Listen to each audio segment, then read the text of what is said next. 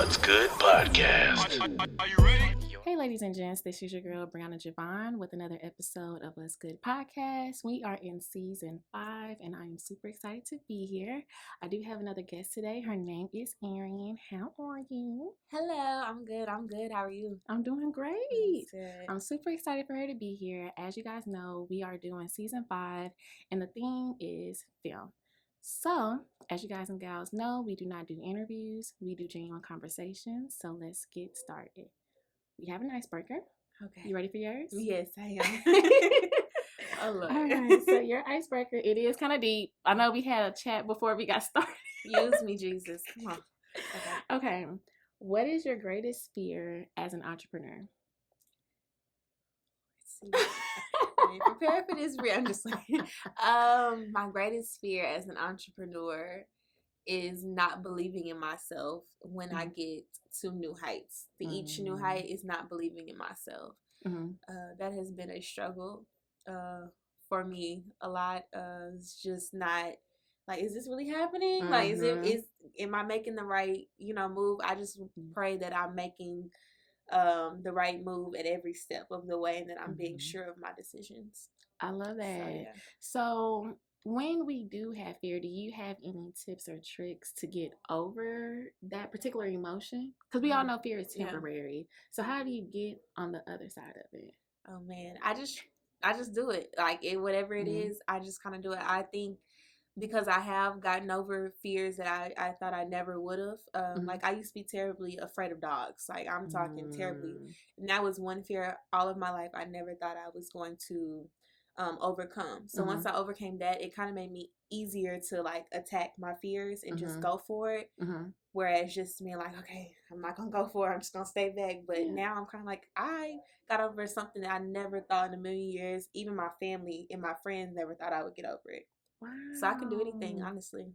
That is so cool. I mean, did you start being around dogs and just, pet them? I got a dog, girl. I was running from him the first week. I got him. He was a little small, little Yorkie. Got him, and I was running from him the first week. I kid you not. In the car, like, oh my God, where is he? But yeah, it helped me, like, it calmed me out. So I was like, man, they're not that bad. I actually love them now. So yeah. Okay, what's the baby's name? What's the Yorkie's name? His name is Chauncey. I don't have him anymore. Motherhood was not for me at the time. Okay, but we did accomplish something. Everything happens for a reason, as they say. So Chauncey came in my life, taught me to get over that fear, and then he left. He just kind of, He had a purpose. He did what he was supposed to do, and he's now on his next chapter. Yes. Okay, Yeah. I love He's that. in a beautiful home now. So good. Yeah. All right, so we always start off with every conversation with a genuine conversation. And what we do is we ask who the guest is. So for you, it will be, who is Arian? So who is Arian? Who am I? Well, I am a girl from Fort Worth, Texas. Funky town. Yes. I love media and film. I am a person that is transitioning into the healthier version of myself, I guess you could say. And yeah, that's kind of how I would just say I'm a person that's learning and becoming a woman. I would say, yeah. What has that journey looked like for you? Well, when I went off to school, I went to school for law. Quickly after those political science papers started coming in, I was like, well, no, it got too real. I was like, well, God, we're going to have to choose another path, okay? I've been saying I wanted to be a judge since I was like maybe in the 2nd or 3rd grade. Went out to school, political science major, and I was like, this isn't for me. So I was like, God, like, what do I want to do? So I realized, I was like, okay, let me go into media. Like, I've always wanted to be on TV. That was something that, I guess we'll probably get into that later, but that was always something I wanted to do at a young age. But because I grew up in Fort Worth, I didn't have the means, the resources. I was just like, hey, that's not for me, And to later revisit it is crazy. But so I asked God, I was like, God, what is my purpose? Like, what do I like to do? I don't know what makes me happy. I don't know why I'm here. And then it came to me, I like to talk. Like, that's my one thing. That's my one superpower. You put me in a room full of people that don't look like me, that don't have the same interest in me. I can still relate and I can still talk to them. I can still make them comfortable. I can still find a way to make them laugh. Like, I have the gift of jab. Yeah, and I must agree because I know when we first met, it was instant, great conversation. Yeah. We was chatting about real things that's happening in real life, and it wasn't fluff. It really felt organic when I met you, and then from there, that's why I was like, however I can keep in touch with you, I want to do that because you need people around you. Yes, you do. Like that. Yeah. So, all right. So that was really, really good, Arian. So I do want to talk about the time where you decided to transition from being a lawyer because now you're in media. Mm-hmm. So what did that look like? As you mentioned earlier with the conversation with talking to God, what is my passion, Lord? What am I doing here? Like, what is my mission at this point? Mm-hmm. So what was that confirmation and that transition from coming from a lawyer, I want to be a judge, to now I'm in film? Okay. So it came from my talk show. I started my talk show as just a leap of faith. You know, I knew, so now I'm like, okay, God, I like to talk. I found out what my purpose is. So I started my talk show. And then while I was in the season of my talk show, I had a class. It was called, I want to say electronic media programming. Mm-hmm. It was basically talking about our movies and our shows and radio and how they program us. Mm. And I say the Black community? No, in just general, like everybody, you know, all media. So I remember asking my professor, Professor Seed. I was like, Professor Seed, are there any Black people that own these? Because there's 5 top major media companies, and they own all TV, they own movies, radio, all of that, like Disney and NBC and things like that. Right. So I remember asking him, I was like, is there any Black people that own that? He was like, no. That night, I went home, I researched, and I was like, you know what, Helm Network, I'm about to start making, listen, I was so appalled. I was like, that's why they view us. And before that, we talked about how media programs us into feeling that way. That's why you walk into a room with people who might not look like you, and they kind of look at you like, what are you doing here? They have these already preconceived notions about you.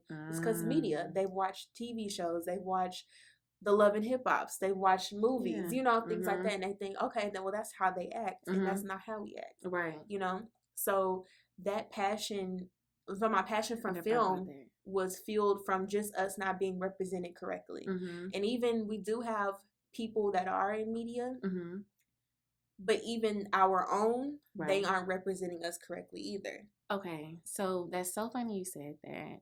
Last night I was on the podcast. We was at the weed spot. And they gave me some edibles, so I think I may have been thinking a little bit too into the situation. But on the news, it was a brief story about a serial killer, right? And how he was basically just going from city to city, just killing folks or whatever. And then it went to a neighborhood shooting. When I tell you the story about the serial killer, it was like pretty much the news telling the story. It was the network telling the story. It was their people. When it came to the shooting in the neighborhood, it was our people telling the story. And I don't know, I was telling my mom, I said, Mom, am I tripping? Or are we looking crazy right now? She was in the camera, you know, it was a shooting right here, pop, pop, pop, pop. And over here we was doing this and that. And I couldn't believe what was going on. And I'm like, why? Yeah, it's programmed to be that way. It's by no coincidence, because it makes us feel like, oh, that's familiar. That's nothing. You know, these type of things happen all the time. That's why they go and they'll get the wildest person to be on. You know, I got that. What was the hide your kids, hide your wife. Yes, they go and get the wildest person because they want you to think that that's how all of us act, and that that's our natural habitat. So just seeing that, and just seeing how our movies change over time. You remember in the 90s, we had such beautiful movies, beautiful love stories. It showed Black men and women loving each other. Now it's like moving more towards Black women being with white men. It's moving towards slavery. It's moving towards segregation movies. So I'm like, well, we're more than that. You know what I'm saying? So like, why do other races get to have these extravagant stories and things of that nature, and we're stuck in this little box of slavery and things like that, and killing, and you know. And what I've also noticed is that when we do have love stories, they don't have the proper backing for them to get to the movie theaters or to get to Disney and Disney Plus and things of that nature. I've noticed a lot of them go straight to Blockbuster. That's what they said back in the day. It goes straight to Blockbuster to where it doesn't get the quality or the recognition basically of other movies who are doing love stories and having their backing to put them in proper places. Yeah. And going back to Arian Network or Helm Network. Yes. Helm Network. Yeah. What is the dream behind that, and how, like, what are the proper steps for you to get to where you want to be? Okay, so the dream is to have my own studio and for us to produce and distribute our own movies, shows, and media in general. So like news and things of that nature, and programs and maybe documentaries. The steps getting there is funding. It's very simple. It's funding. And I feel like with the message that I'm coming with for my studio and for my network, it's kind of hard to get funding, you know, from certain people, because it's like, oh, do I want to back this? It might be a little controversial to some. So I've been getting a little creative with it, you know. Yeah. So what does that creativity look like?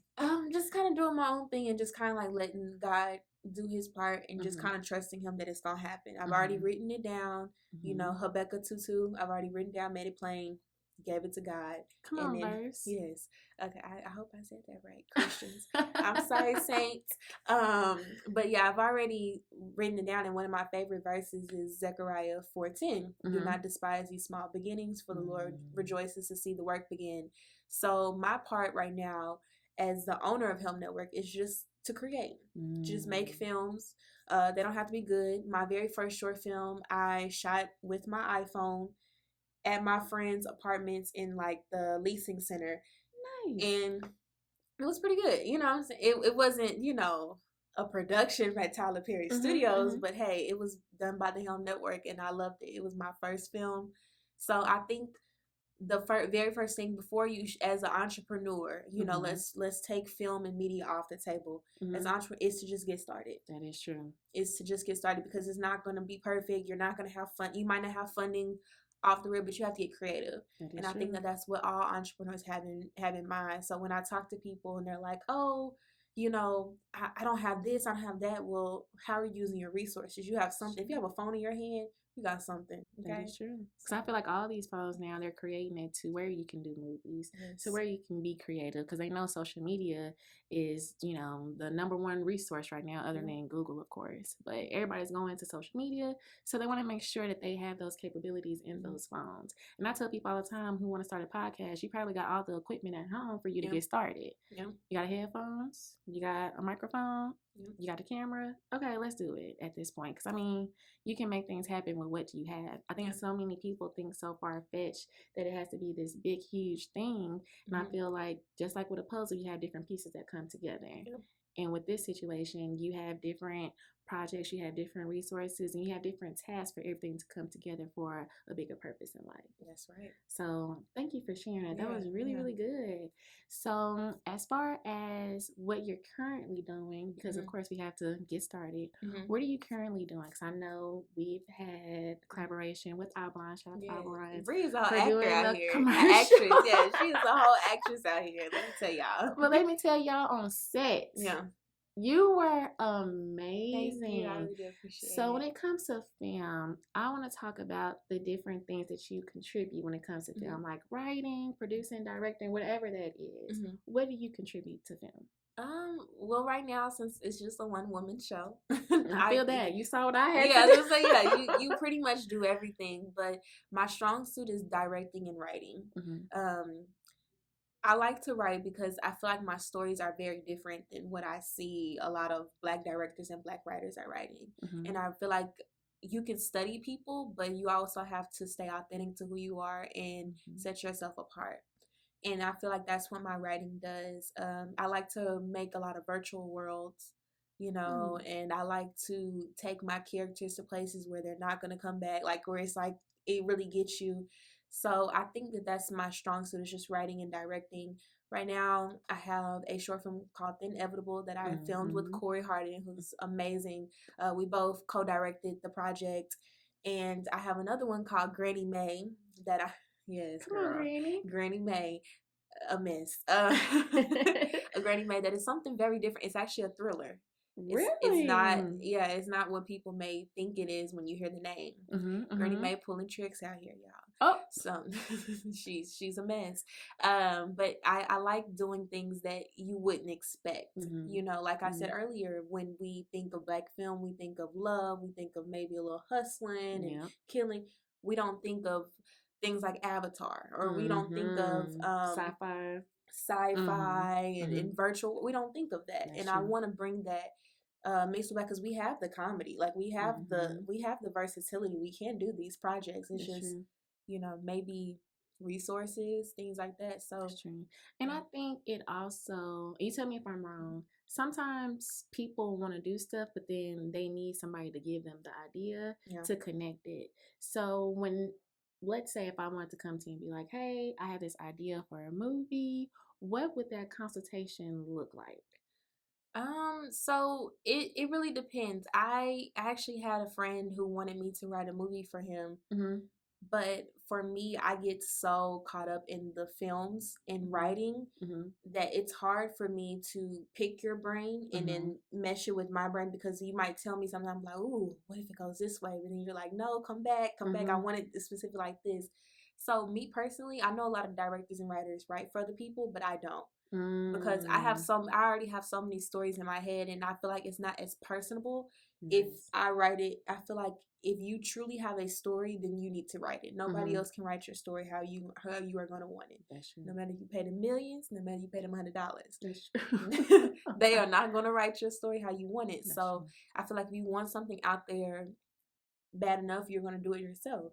And I can coach. I feel like I could coach someone in how to write it, how to break it down, how to write a treatment, and then turn that treatment into a script. But I can't write it for you, because it's going to appear so much differently in my head. You ever go to a movie and you watch a movie and you and the person you went with, y'all get two different things out of the movie? That's true. Yeah, that's how it is with writing. Like, we're going to get, you could explain, write a movie about a person walking down the highway. I might take it totally different than you would. You know, like we could come up with two different stories, two different plots. So yeah. That's awesome. Yeah. So that being stated, when it comes to a team, because as you mentioned, different people may have different perspectives of what's supposed to happen within that particular movie or scene. So let's say if you're working with an actor. Now we said as far as like, you know, a potential client. Now it comes to an actor and you have written the script and they may not have the same idea as you thought, you know, well, as you had for that particular, let me say, role. So how do you kind of coach them to say, okay, in my mind, it wasn't how you said it, but this is how I want you to say it. What does that look like? Because, you know, some people are like, well, I feel like I'm doing a good job. Yeah. So with directing, yes. With directing, I learned from the very first time me and Kory shot The Inevitable, that was our very first short film, is that you can't tell somebody what to do, but you coach them to it. So I could tell you, look at this camera. But if I tell you, Bree, you're on a podcast and you can't look at the person you can't look at me, you can only look at the camera. It's two different things. Like, it's like, oh, let me look at the camera, but then it's like, oh, well, I only have to look at the camera, so that means my attention is solely on this camera. So it's more of coaching, and I feel like to be a good coach, you got to be a good player. So that was good. Yeah. To be a good coach, you gotta be a good player, and I think it's also compromising. Sometimes the actors and actresses, they can see things and they can see holes in your script that you might not have seen, and so their perspective might mesh well with yours, and it can still make the same outcome. It just might be a different road. Oh, so yeah. But it's all in directing. It's all in coaching. Yeah. So would you say for directing, it also comes with project management as well? Because you kind of have to make sure everything aligns. Only reason I'm asking this question, because I feel like if it wasn't for you with the commercial that we did for Our Blinds, it probably wouldn't have been so organized. Because you were like, okay, this is what set A is going to look like. This is what set B. Goes back to the treatment, as you mentioned.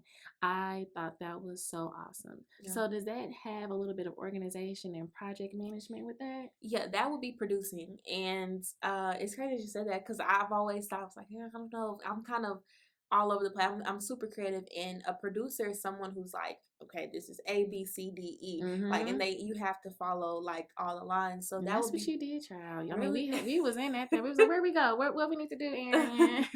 Yeah, that would be producing. But yes, a producer is the person that is going to make sure everything flows together and has the end goal, which is making sure this film gets its glory at the end of the day. Okay. So, yeah. I'm working into getting into producing. It's a really good job. It's just a lot of responsibilities. I think the executive producer has the most like responsibilities overall over the director, over the writer, over the editor, and over the actresses and actors. That is so cool. So as you said, I was thinking about 50 Cent.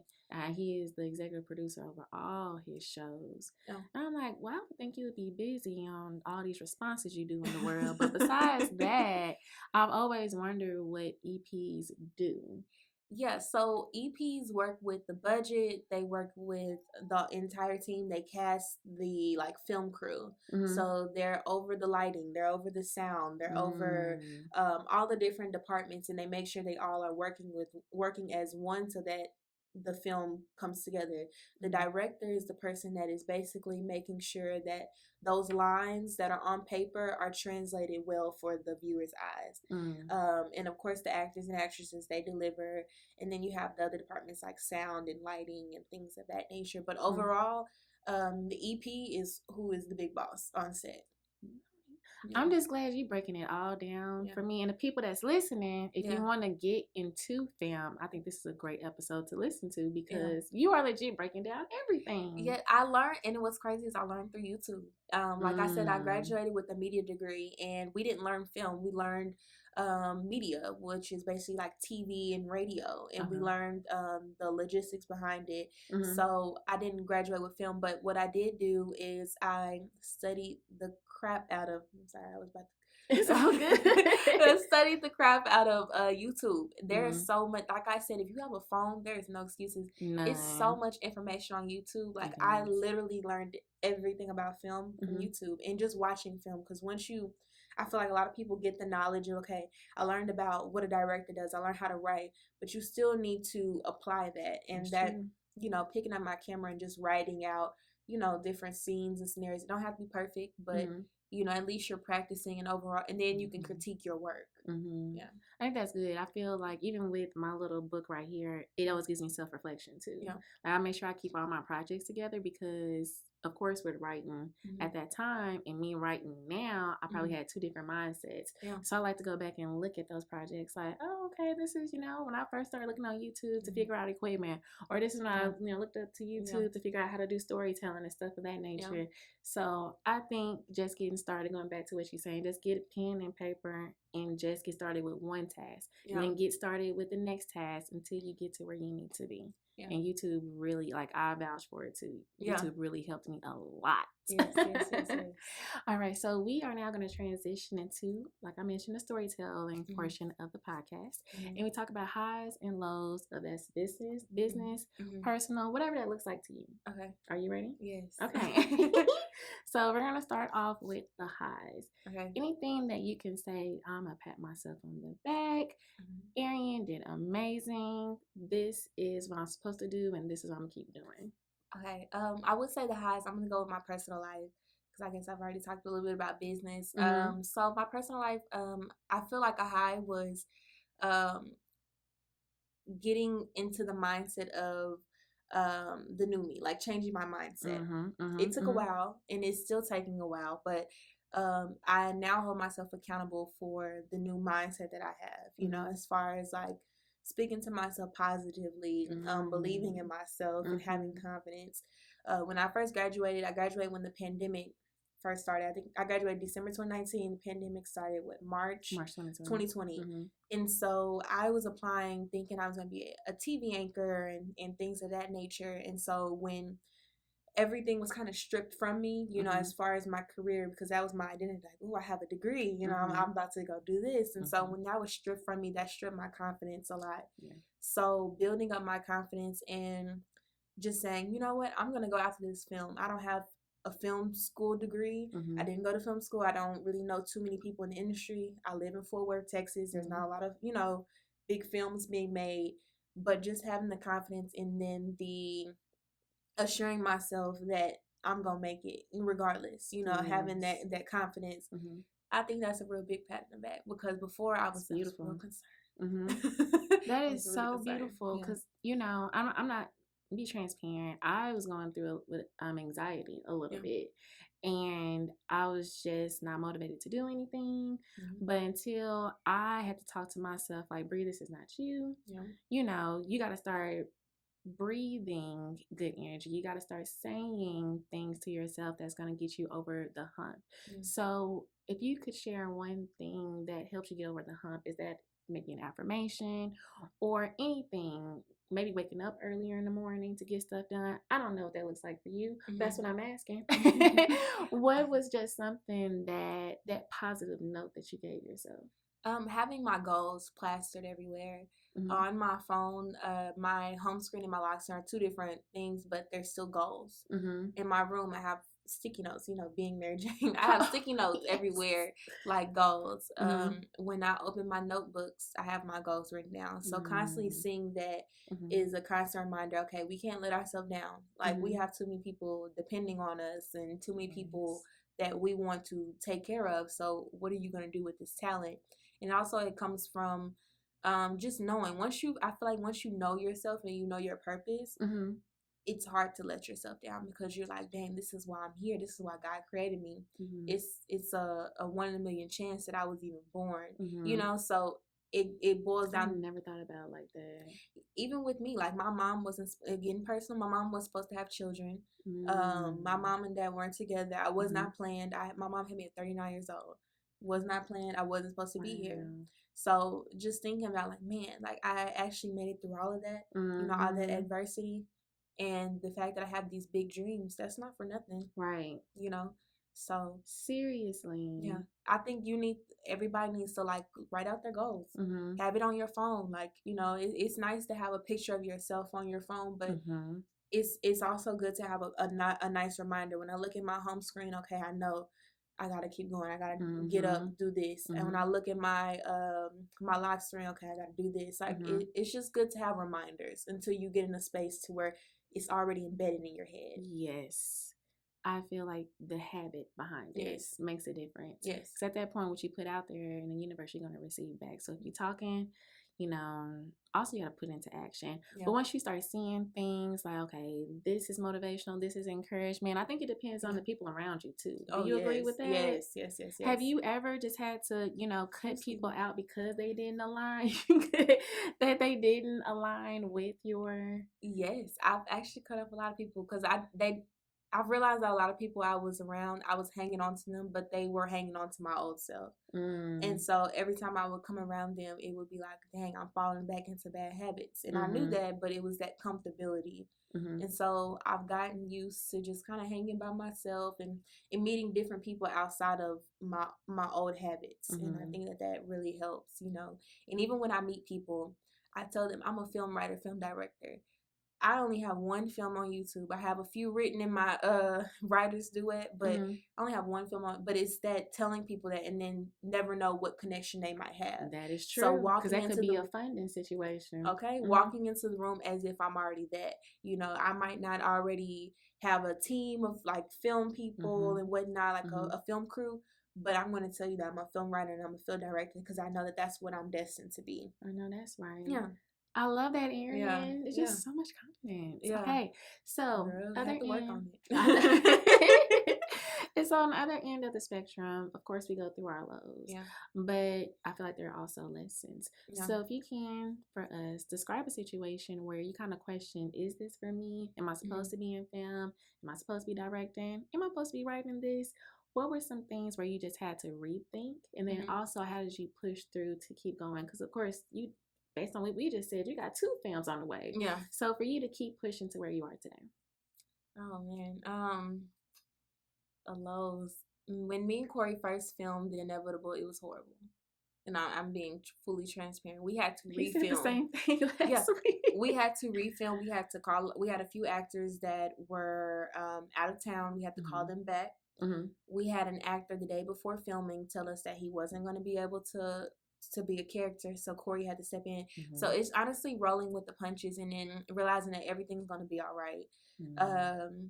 That's just what I've learned. I remember my very first short film, I wrote it based off of my cousin. Mm-hmm. She said she wanted to be an actress. So I was like, okay, girl, I wrote you this short film. It's about 3 minutes.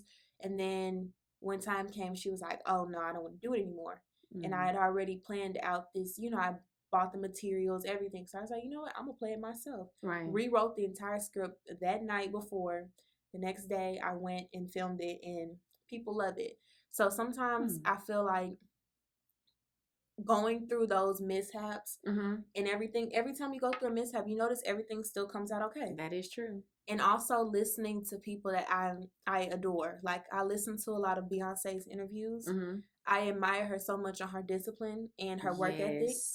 And just how people say that she's, not as talkative, but you have to watch her documentaries to know that she explains and she shares her wrongs. That's true. She does all the time. And just knowing that, okay, if somebody like that to that caliber is having problems, then mines aren't that big as well.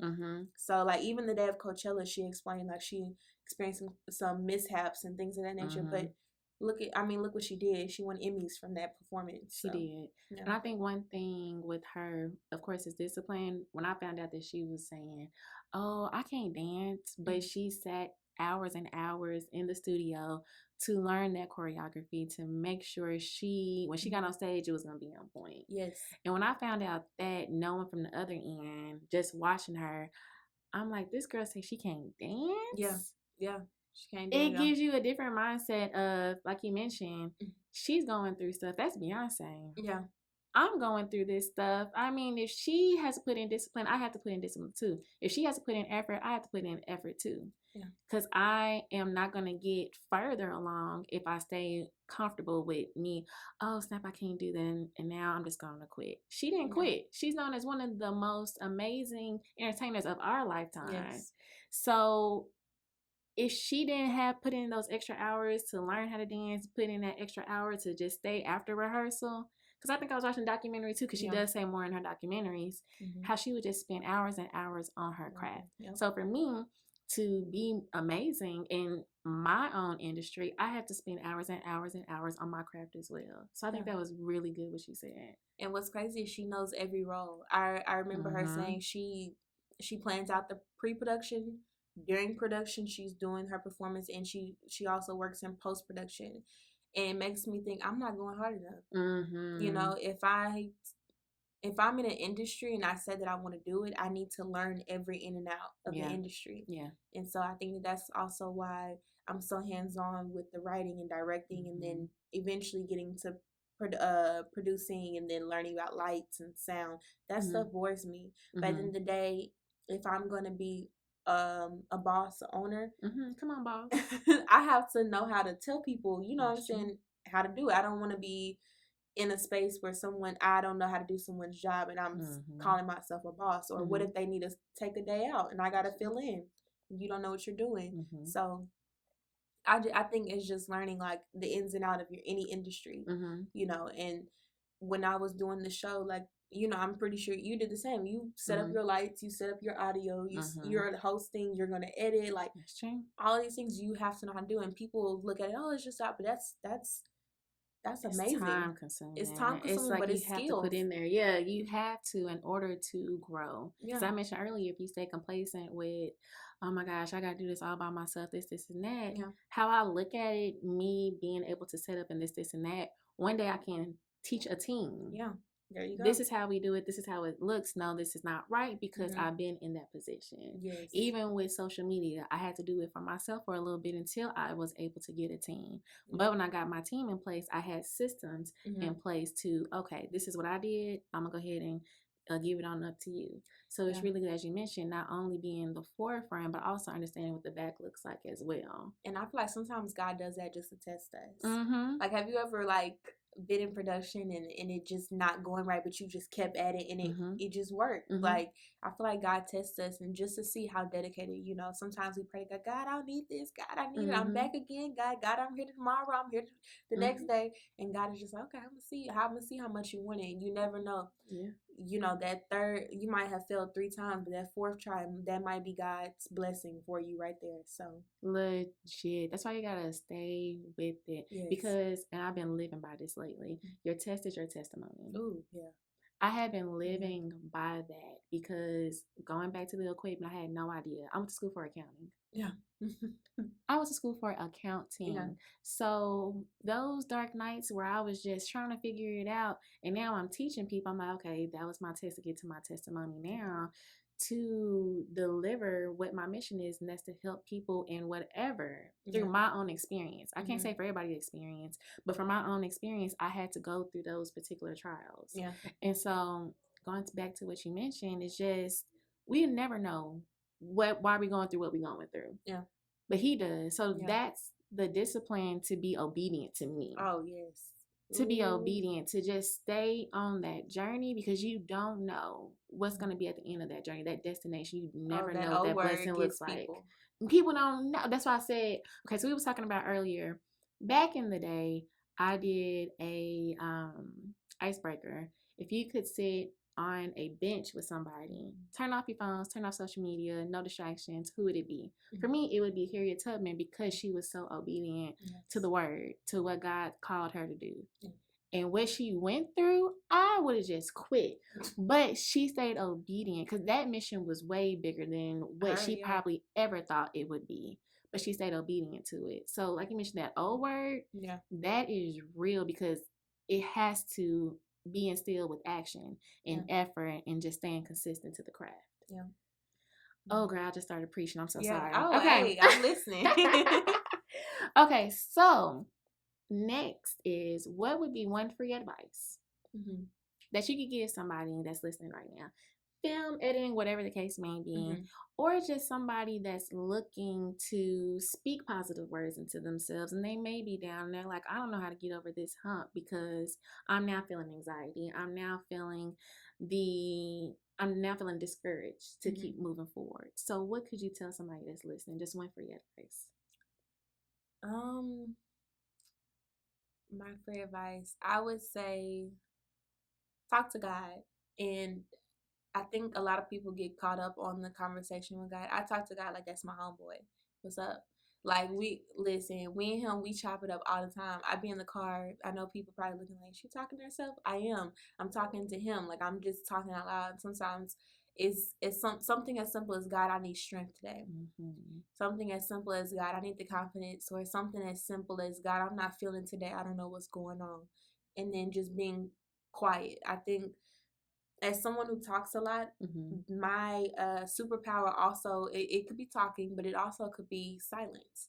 I've learned to sit in the car in silence, and that's probably one of my favorite things to do, because films come to me. Like, I'll imagine scenes and characters in my head, and I'm like, oh, that's amazing. But that's something about that silence, and something about silencing the world and just kind of tapping in with yourself. So I think sometimes a lot of us, we get anxiety and we go through depressions, and it might be caused by other factors. When's the last time you sat with yourself? When's the last time you wrote to yourself and kind of evaluated yourself? And then you realize, I really wasn't thinking that. I was probably taking on emotions of the song I was listening to, or the post I just watched. So it would be to talk to God and just sit in silence, to sit with yourself. I love that. Yeah, I had to learn. So, but I guess that people call it meditation, but it don't have to be like, like, it doesn't have to be like that. You know what I'm saying? You don't have to be like Tina Turner and What's Up Got to Do Hum. You don't have to do all of that. You just sit in the car, turn off your radio, put your phone away, and just sit and listen to like what God has to speak to you. Because a lot of times we're like, oh, like I said earlier, we pray to God. When's the last time you actually heard his voice, like to the point where you hear what the universe or God or whoever is trying to say to you? The answer might be in that silence. 5 minutes, 10 minutes, an hour, whatever you need. That was really good. Really? Yeah, she said I would say, that's silence. Just sitting in silence. Just having that conversation.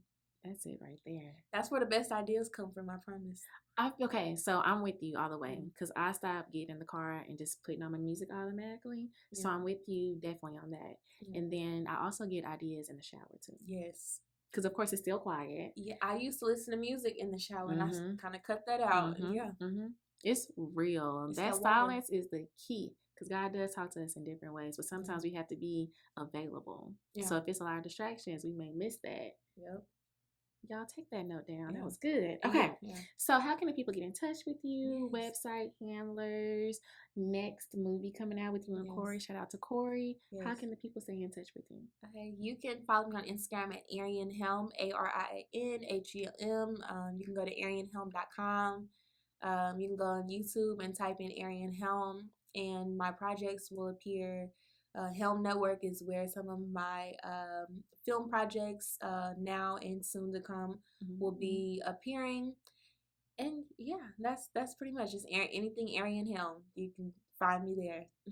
Please support, y'all. Yes, follow. Stay tuned because the network is going to be on and popping. So y'all make sure that y'all please support Arian and everything that she does. And I want to thank you, Bree, for having me on your podcast. I really do appreciate it. Bree's amazing. She not only is a host, but she's also like very eloquently, like you speak so eloquent. And also she's an actress, okay? Listen, yeah. When you played the Tony Child, yeah, she's an actress. That was so much fun. Yeah. But you made it so easy. It was okay, Bree, you're going to be over here. You're going to look this way. Don't look at us, but just look this way and this, and that. I mean, just awesome. It sounds like Bree might be in another project, so y'all stay tuned. She said it. Yeah, y'all stay tuned. All right. So, ladies and gents, we always end it with a motivational moment. It could be a Bible verse, a quote, something that just sparked my eye, and I bring it on here for us to chat. I'll say what my thoughts are, and then you tell me what your thoughts are. Okay, so, yeah, this is it. Okay, so you go to get up every morning with determination. If you're going to, I cannot read my handwriting. Okay, let me start over. You go to get up every morning with determination. If you're going to go to bed with satisfaction. So I'm going to read it one more time. You got to get up every morning with determination. That's what it is. You got to get up every morning with determination if you're going to go to bed with satisfaction. And that is a quote by George Lorimer. Dang, I must have been really writing quick this morning. Okay, so when I first read that quote, I thought about basically a to-do list. I feel I am changing up my mindset when I wake up every morning. Instead of going to look at Instagram, I've been listening to more Darren Daily. Shout out to him, but he does motivational like 5-minute coaching sessions every morning just to get you started on your day. So I try to listen to that. I go to Abide, which is a Christian meditation for prayers. I do that, and then I get started with my to-do list. I feel when I do that, I kind of set up my day so I can go to bed with not, oh my gosh, I didn't get that done today, or oh my goodness, this did not happen today, and this was just, just going crazy basically. And I feel once I get my day in control, it's easier for me to kind of look at, okay, I want to be at bed at 9 o'clock, so by 7 o'clock I need to be, getting ready to slow down for the day. Yeah. So once I get up with determination that I need to get this done, I'm in the mindset of just being productive for the day, it helps me to go to bed easier at nighttime for me not to, oh my gosh, I let the day go by with not getting anything done. I make sure I hold myself accountable of creating that to-do list and getting myself productive of the day so I can go to sleep with, yes, today was an amazing day. And so if you need me to read the quote again, I can, because that was a little crazy. But what was your thoughts when you heard that quote? About the same as like the to-do list. Can you read one? I know you start the day with dedication, end the day with satisfaction. So you can get up every morning with determination if you're going to go to bed with satisfaction. Okay. Yeah. I would say a to-do list, but also something about just focusing on one thing. Yeah. That's something that I struggle with. I would like make my to-do list, like I have like 10, 15 things, and sometimes I would get discouraged, but I feel like if I checked one thing off of my to-do list, then that means something, So just prioritizing what's important and then getting it done, and then at the end of the day kind of just being grateful, going to bed with a state of gratitude, like you said. Legit. And I feel people need to look more into gratitude, Because I feel once you do that, that opening of looking at everything that you do have and just being happy and setting the presence of what you do have going on for yourself, it takes away from just thinking so much about the problems and why I didn't get this done or why isn't my life like this. And now you're comparing yourself and adding more issues to yourself than you already had. So I think with showing gratitude, I think it's something to help out knowing how far along that you've gotten and looking at those blessings that you've received. Because at that point, all that other stuff doesn't matter because I'm still here. Another day is another opportunity. Oh yes, that's a bar. Another day, another opportunity. Yes, it is. So, is there anything you feel like I missed today? Anything you feel like we need to discuss, or any last words? Because this is it. Just one last thing. Don't get too far up. Don't get too caught up in the hustle culture. As something I was like, man, I made a goal. I remember 2020, the end of 2020, I made a goal. I was like, I'm going to write a short film. I'm going to produce and make a short film every month. But then I don't want to take away from living. You know, I don't want to take away and being in the moment. So if I could say anything to close out, just live in the moment. And I feel like what you need will find you. Like what you truly need finds you in general. And I feel like we're in a culture of you got to hustle, you got to get the money, got to get this, got to get that. And honestly, just live in the moment. Be present. I'm so thankful that you came. Yes, thank you. I thank you for having me. I'm so honored. Okay. This is so good. Yeah. Well, we want to thank you guys and gals so much for tuning into another episode of What's Good Podcast, Season 5. If you're listening to this morning, noon, evening, or night, have a great one. Bye.